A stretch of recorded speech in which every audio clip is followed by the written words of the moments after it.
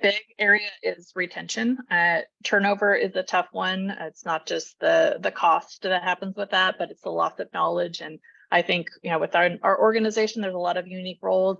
Even if you bring somebody new in, it's going to take 6 months sometimes for them to get up to speed. So we've had really great numbers in terms of that retention, what that looks like, low turnover in the organization, even with all of the things that have happened in the last couple of years, that I think ties back to that why work here, why stay here if there's all these opportunities, how do you build that connection? So retention's a big one that we look at.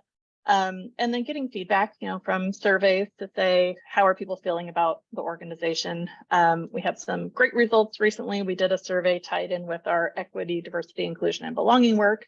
And it looked at, how likely are they to recommend Wacom as a place to work to friends and family? And we had over 80% of people saying yes. So that's a good metric to look at is, do people tell other people they want to work at your organization? And also looking at a sense of belonging. And I think that ties in a lot to the experience in that culture is like, do people feel like they belong where they work? Are they part of the organization? And again, we had over 80% of people saying yes to that. So I think those are some metrics that you can look at, things that you can actually quantify in some ways, or in terms of tracking how are things going in terms of your employee experience and engagement.